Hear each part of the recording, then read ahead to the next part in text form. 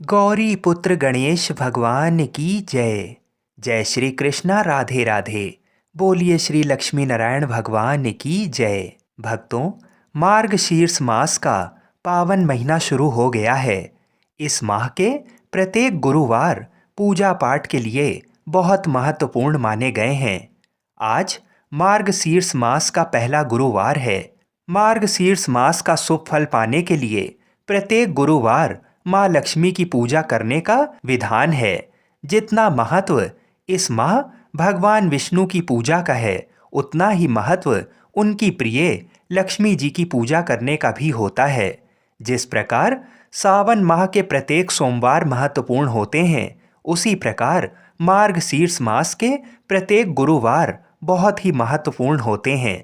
माना जाता है, जो भी मार्गशीर्ष मास के गुरुवार को माँ लक्ष्मी के निमित्त व्रत रखता है और मार्गशीर्ष मास में सुनी जाने वाली माँ लक्ष्मी की व्रत कथा को सुनता है, उसके जीवन में माँ लक्ष्मी की कृपा बरसती है। उसके घर में धन के भंडार माँ लक्ष्मी की कृपा से भर जाते हैं। यदि माँ लक्ष्मी को मार्गशीर्ष माह में आपने अपनी भक्ति से प्रसन्न कर लिया, तो माना जाता है ऐसे लोगों पर कभी गरीबी का साया नहीं मंडराता और माँ महालक्ष्मी का अखंड आशीर्वाद सदैव बना रहता है। तो आज मैं आपको सुना रहा हूँ मार्गशीर्ष माह में सुनी जाने वाली माँ महालक्ष्मी की बड़ी ही दुर्लभ कथा। तो इन कथाओं को बड़ी ही श्रद्धा और प्रसन्नचित मन से पूरा अवश्य सुनिएगा। सौराष्ट्र में एक समय भद्रश्रवा नाम के राजा थे। वे बड़े पराक्रमी राजा थे। 4 वेद, 6 शास्त्र, 18 पुराणों का उन्हें ज्ञान था। उनकी रानी का नाम सूरज चंद्रिका था। रानी दिखने में सुंदर और सुलक्षणा थीं तथा पतिव्रता भी थीं।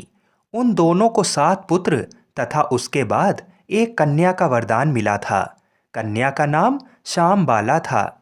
एक बार महालक्ष्मी जी के मन में आया कि जाकर उस राजा के राजप्रसाद में रहें। इससे राजा को दुगनी धन दौलत की प्राप्ति होगी और वह इस धन दौलत से अपनी प्रजा को और सुख दे पाएगा।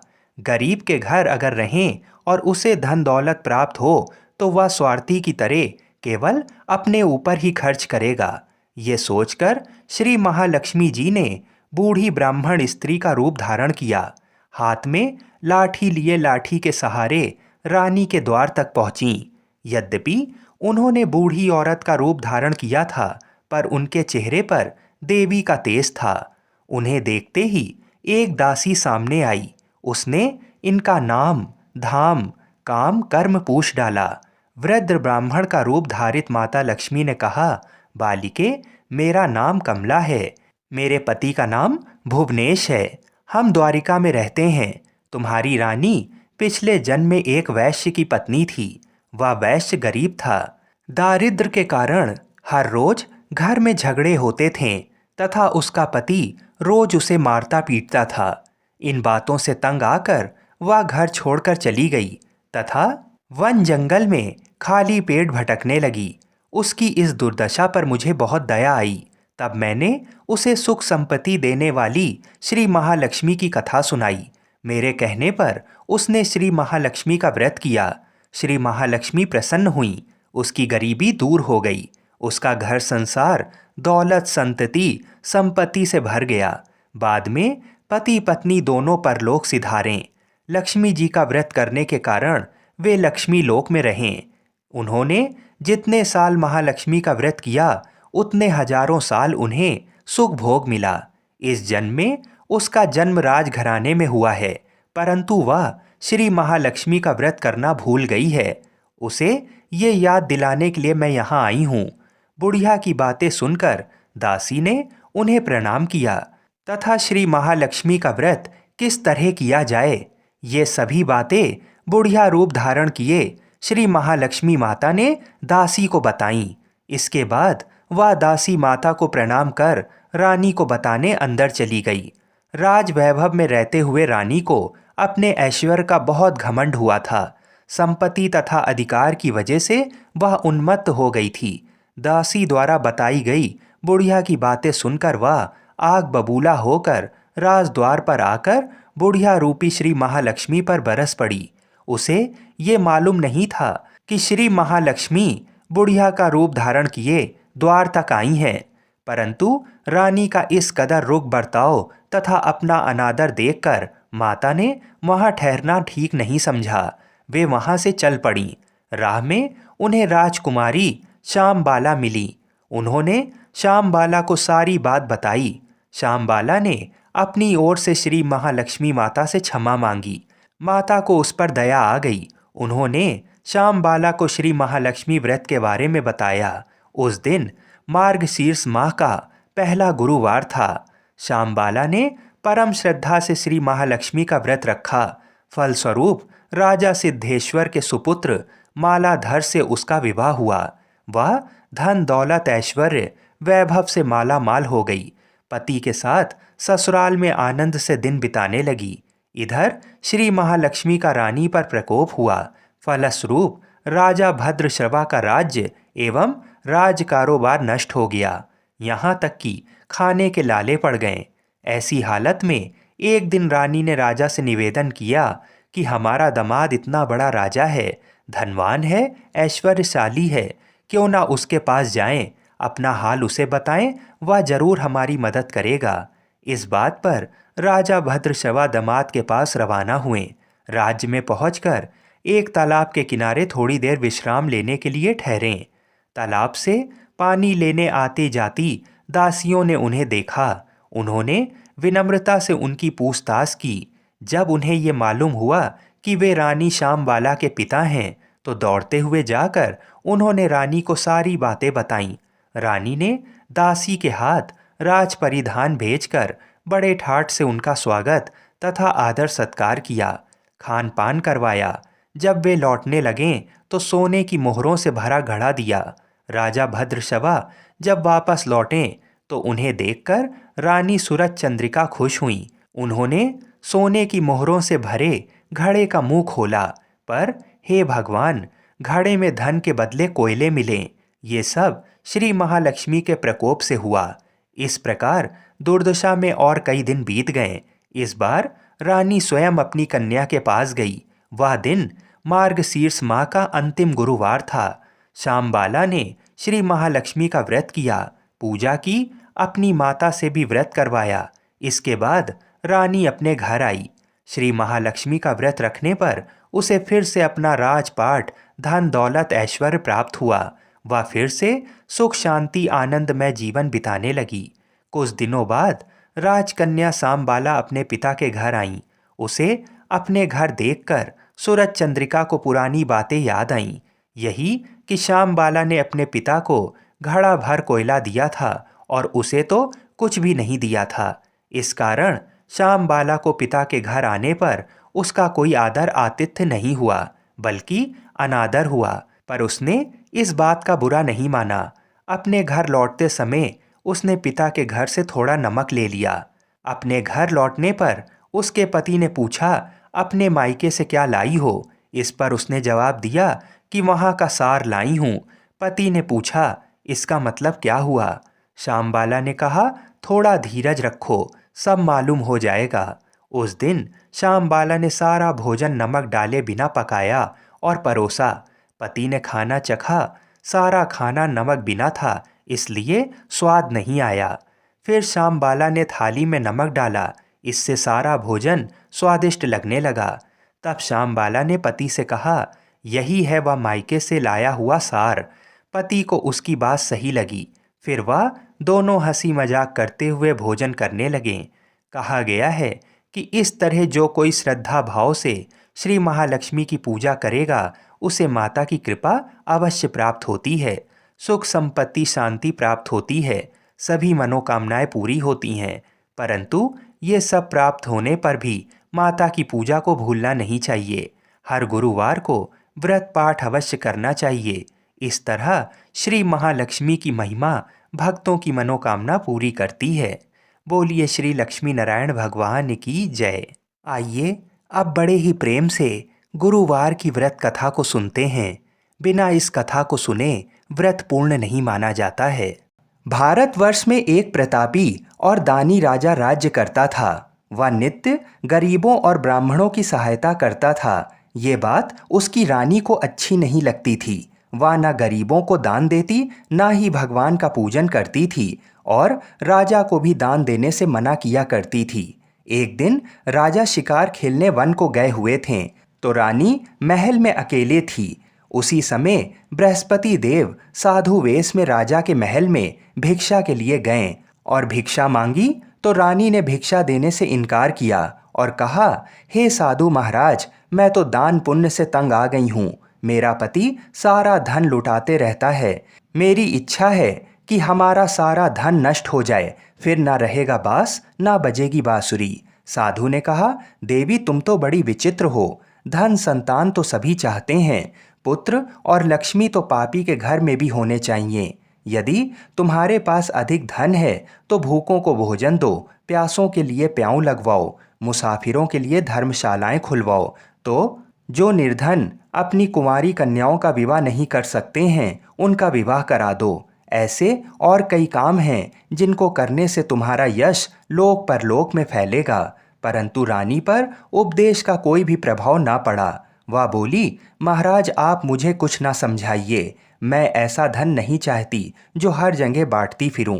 साधु ने उत्तर दिया, यदि तुम्हारी ऐसी इच्छा है तो तथास्तु। तुम ऐसा करना कि बृहस्पतिवार को घर लीप कर पीली मिट्टी से अपना सिर धोकर स्नान करना, भट्टी चढ़ाकर कपड़े धोना। ऐसा करने से आपका सारा धन नष्ट हो जाएगा। इतना कहकर वह साधु महाराज वहां से चल दिए। साधु के अनुसार कही बातों को पूरा करते हुए रानी को केवल 3 बृहस्पतिवार ही बीते थे कि समस्त धन संपत्ति नष्ट हो गई।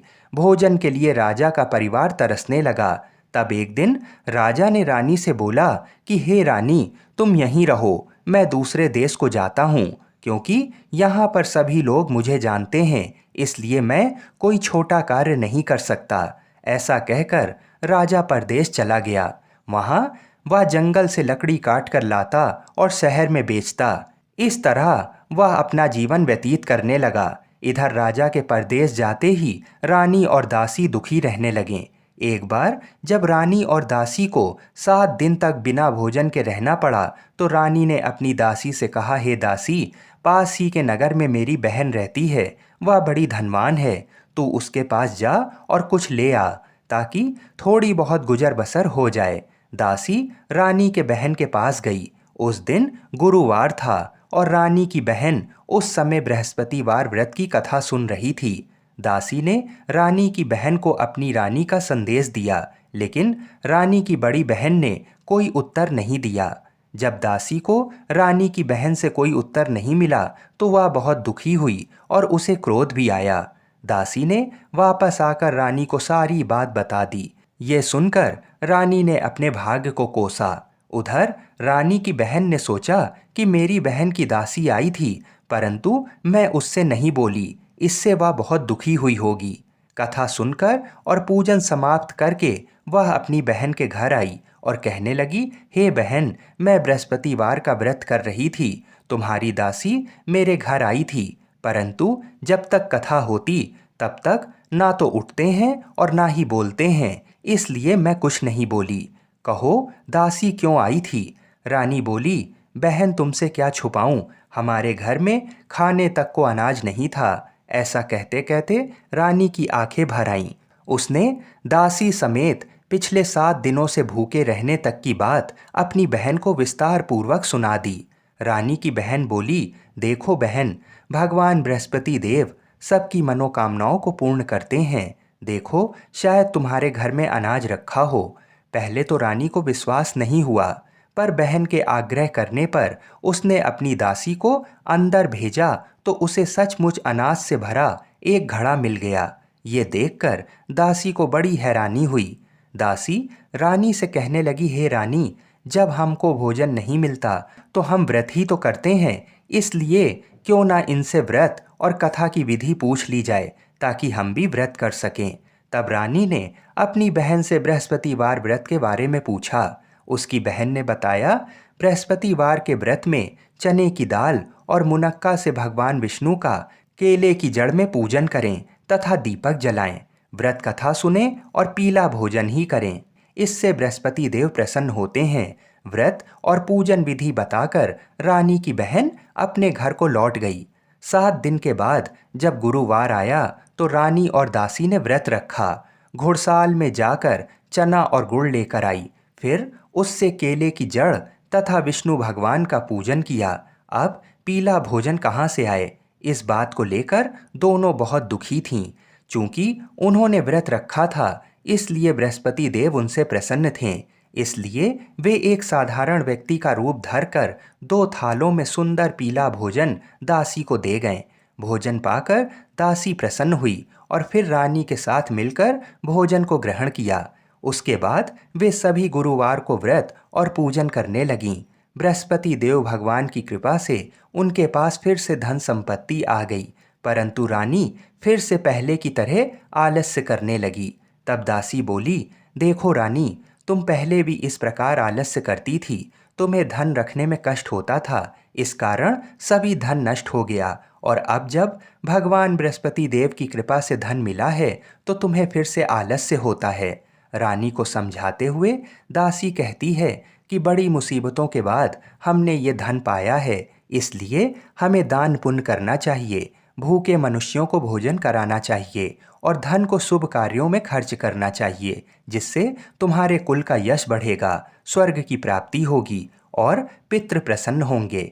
दासी की बात मानकर रानी अपना धन शुभ कार्यों में खर्च करने लगी, जिससे पूरे नगर में उसका यश फैलने लगा।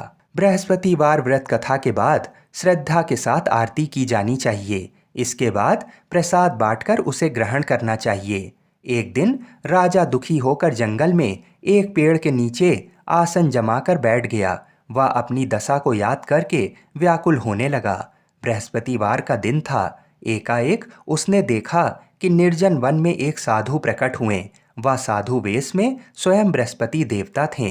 लकड़हारे के सामने जाकर बोले, हे लकड़हारे, इस सुनसान जंगल में तू चिंता मग्न क्यों बैठा है? लकड़हारे ने दोनों हाथ जोड़कर प्रणाम किया और उत्तर दिया, महात्मा जी, आप सब कुछ जानते हैं, मैं क्या कहूँ। ये कहकर रोने लगा और साधु को अपनी आत्मकथा सुनाई। महात्मा जी ने कहा, तुम्हारी स्त्री ने बृहस्पति के दिन बृहस्पति भगवान का निरादर किया है, जिसके कारण रुष्ट होकर उन्होंने तुम्हारी ये दशा कर दी है। अब तुम चिंता को दूर करके मेरे कहने पर चलो तो तुम्हारे सब कष्ट दूर हो जाएंगे और भगवान पहले से भी अधिक संपत्ति तुम्हें देंगे। तुम बृहस्पति के दिन कथा किया करो। 2 पैसे के चने मुनक्का लाकर उसका प्रसाद बनाओ और शुद्ध जल से लोटे में शक्कर मिलाकर अमृत तैयार करो। कथा के पश्चात अपने सारे परिवार और सुनने वाले प्रेमियों में अमृत व प्रसाद बांटकर आप भी ग्रहण करो। ऐसा करने से भगवान तुम्हारी सब मनोकामनाएं पूरी करेंगे। साधु के ऐसे वचन सुनकर लकड़हारा बोला, हे प्रभु, मुझे लकड़ी बेचकर इतना पैसा नहीं मिलता जिससे भोजन के उपरांत कुछ बचा सकूं। मैंने रात्रि में अपनी स्त्री को व्याकुल देखा है। मेरे पास कुछ भी नहीं जिससे मैं उसकी खबर मंगा सकूं। साधु ने कहा, हे लकड़हारे, तुम किसी बात की चिंता मत करो। बृहस्पति के दिन तुम रोजाना की तरह लकड़ियां लेकर शहर को जाओ। तुमको रोज से दुगना धन प्राप्त होगा, जिससे तुम भली भांति भोजन कर लोगे तथा बृहस्पति देव की पूजा का सामान भी आ जाएगा। इतना कहकर साधु अंतर ध्यान हो गए। धीरे धीरे समय व्यतीत होने पर फिर वही बृहस्पतिवार का दिन आया। लकड़हारा जंगल से लकड़ी काटकर किसी शहर में बेचने गया। उसे उस दिन और दिन से अधिक पैसा मिला।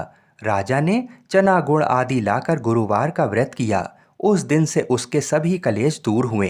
परंतु जब दोबारा गुरुवार का दिन आया तो बृहस्पतिवार का व्रत करना भूल गया। इस कारण बृहस्पति भगवान नाराज हो गए। उस दिन उस नगर के राजा ने विशाल यज्ञ का आयोजन किया तथा शहर में ये घोषणा करा दी कि कोई भी मनुष्य अपने घर में भोजन ना बनावे, ना आग जलावे, समस्त जनता मेरे यहाँ भोजन करने आए। इस आज्ञा को जो नहीं मानेगा उसे फांसी की सजा दी जाएगी। इस तरह की घोषणा संपूर्ण नगर में करवा दी गई। राजा की आज्ञा अनुसार शहर के सभी लोग भोजन करने गए, लेकिन लकड़हारा कुछ देर से पहुंचा। इसलिए राजा उसको अपने साथ घर लिवा ले गए और वहां ले जाकर भोजन करा रहे थे तो रानी की दृष्टि उस खूंटी पर पड़ी जिस पर उसका हार लटका हुआ था। वह वहां पर दिखाई नहीं दिया। रानी ने निश्चय किया कि मेरा हार इस मनुष्य ने चुरा लिया है। उसी समय सिपाहियों को बुलाकर उसको कारागार में डलवा दिया। जब लकड़हारा कारागार में पड़ गया और बहुत दुखी होकर विचार करने लगा कि ना जाने कौन से पूर्व जन्म के कर्म से मुझे ये दुख प्राप्त हुआ है, और उसी साधु को याद करने लगा जो कि जंगल में मिला था। उसी समय तत्काल बृहस्पति देव साधु के रूप में प्रकट हुए और उसकी दशा को देखकर कहने लगे, अरे मूर्ख, तूने बृहस्पति देव की कथा नहीं करी, इस कारण तुझे दुख प्राप्त हुआ है। अब चिंता मत कर, बृहस्पतिवार के दिन कारागार के दरवाजे पर 4 पैसे पड़े मिलेंगे, उनसे तू बृहस्पति देव की पूजा करना, तेरे सभी कष्ट दूर हो जाएंगे। बृहस्पति के दिन उसे 4 पैसे मिले। लकड़हारे ने कथा कही। उसी रात्रि को बृहस्पति देव ने उस नगर के राजा को स्वप्न में कहा, हे राजा, तूने जिस आदमी को कारागार में बंद कर दिया है वह निर्दोष है, वह राजा है, उसे छोड़ देना। रानी का हार उस खूंटी पर लटका है। अगर तू ऐसा नहीं करेगा तो मैं तेरे राज्य को नष्ट कर दूंगा। इस तरह रात्रि के स्वप्न को देखकर राजा प्रातःकाल उठा और खूंटी पर हार देखकर लकड़हारे को बुलाकर क्षमा मांगी तथा लकड़हारे को योग्य सुंदर वस्त्र आभूषण देकर विदा कर दिया। बृहस्पति देव की आज्ञा अनुसार लकड़हारा अपने नगर को चल दिया। राजा जब अपने नगर के निकट पहुंचा तो उसे बड़ा आश्चर्य हुआ। नगर में पहले से अधिक बाग, तालाब, कुएं तथा बहुत सी धर्मशाला, मंदिर आदि बन गए थे। राजा ने पूछा कि ये किसका बाग है और धर्मशाला किसकी है। तब नगर के सब लोग कहने लगे, ये सब रानी और बांदी के हैं। तो राजा को आश्चर्य हुआ और गुस्सा भी आया। जब रानी ने ये खबर सुनी कि राजा आ रहे हैं तो उन्होंने दासी से कहा, हे दासी, देख राजा हमको कितनी बुरी हालत में छोड़ गए थे। हमारी ऐसी हालत देखकर वह लौट ना जाएं, इसलिए तू दरवाजे पर खड़ी हो जा। आज्ञा अनुसार दासी दरवाजे पर खड़ी हो गई। राजा आए तो उन्हें अपने साथ ले गई। तब राजा ने क्रोध करके अपनी रानी से पूछा कि ये धन तुम्हें कैसे प्राप्त हुआ। तब उन्होंने कहा कि हमें ये सब धन बृहस्पति देव के इस व्रत के प्रभाव से प्राप्त हुआ है। राजा ने निश्चय किया कि 7 रोज बाद तो सभी बृहस्पति देव का पूजन करते हैं, परंतु मैं प्रतिदिन दिन में 3 बार कहानी तथा रोज व्रत किया करूँगा।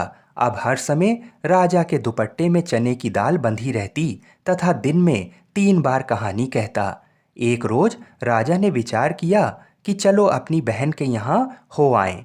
इस तरह निश्चय कर राजा घोड़े पर सवार हो अपनी बहन के यहाँ को चला गया। मार्ग में उसने देखा कि कुछ आदमी एक मुर्दे को लेकर जा रहे हैं। उन्हें रोककर राजा कहने लगे, अरे भाइयों, मेरी बृहस्पति देव की कथा सुन लो। वे बोले, लो, हमारा तो आदमी मर गया है, इसको अपनी कथा की पड़ी है। परंतु कुछ आदमी बोले, अच्छा कहो, हम तुम्हारी कथा भी सुनेंगे। राजा ने दाल निकाली और जब कथा आधी हुई थी कि मुर्दा हिलने लगा, और जब कथा समाप्त हो गई तो राम राम करके मनुष्य उठकर खड़ा हो गया। आगे मार्ग में उसे एक किसान खेत में हल चलाता मिला।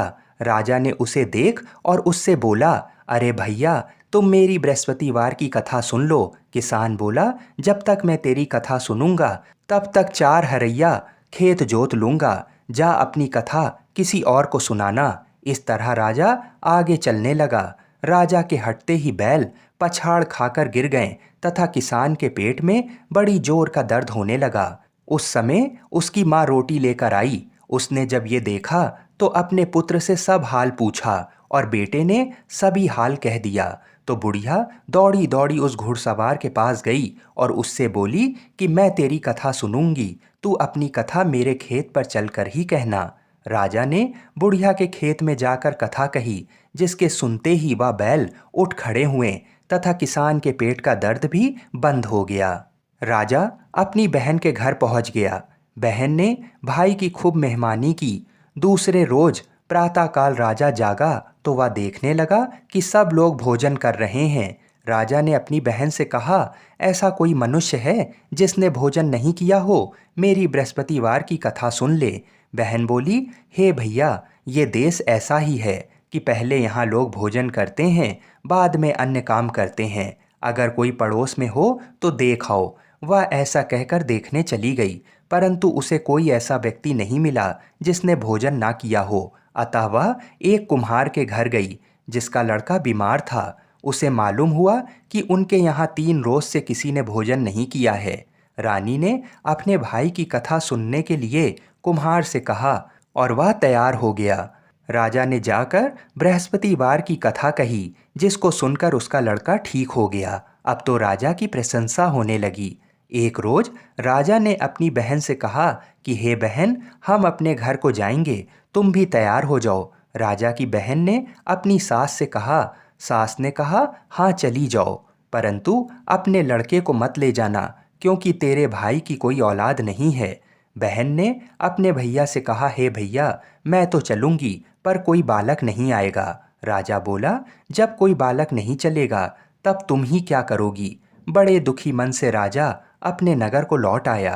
राजा ने अपनी रानी से कहा, हम निर्वंशी हैं, हमारा मुंह देखने का धर्म नहीं है और कुछ भोजन आदि नहीं किया।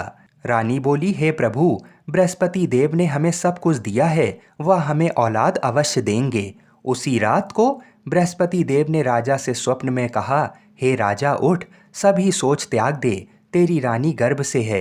राजा को ये बात सुनकर बड़ी खुशी हुई। 9वें महीने में रानी के गर्भ से एक सुंदर पुत्र पैदा हुआ। तब राजा बोला, हे रानी, स्त्री बिना भोजन के रह सकती है, पर बिना कहे नहीं रह सकती। जब मेरी बहन आवे तो तुम उससे कुछ कहना मत। रानी ने सुनकर हाँ कर दिया।